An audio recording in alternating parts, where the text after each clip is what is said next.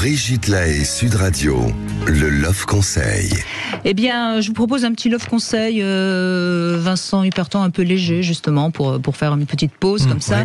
Ouais. On va revisiter les positions du Kama Sutra. Vous savez combien de positions en général les couples pratiquent?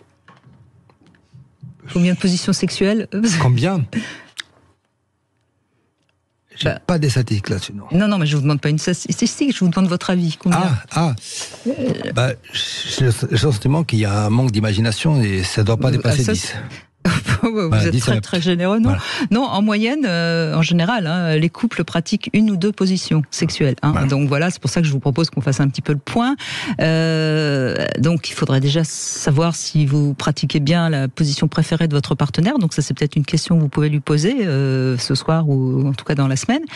Et puis, je vais vous évoquer tout ce qui existe. En fait, il y a 6 grands groupes de positions. Alors il y a les positions allongées, face à face avec l'homme dessus ou dessous, comme le missionnaire.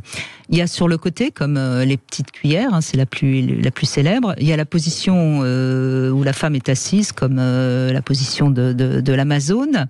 Alors il y a l'homme derrière, comme la levrette, et là à ce moment-là on ne se voit pas. Et puis il y a aussi ce qu'on appelle les positions debout. Et là il faut toujours prévoir un point fixe, un mur, voire se tenir à une corde, vous voyez. Alors ça, c'est évidemment pour des positions plus acrobatiques. Et puis, il y a toutes les positions fantaisistes, qui sont d'ailleurs des positions généralement un peu compliquées, qui sont pas forcément intéressantes pour arriver à l'orgasme, mais qui, en revanche, sont très stimulantes pour la libido.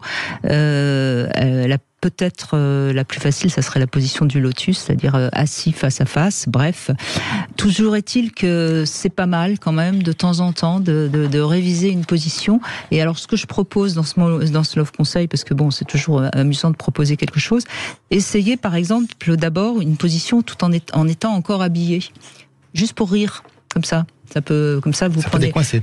Ça peut décoincer, voilà, et vous risquez pas une fracture de la verge si vous restez habillé, puisqu'il n'y aura pas de rapport proprement dit. Voilà.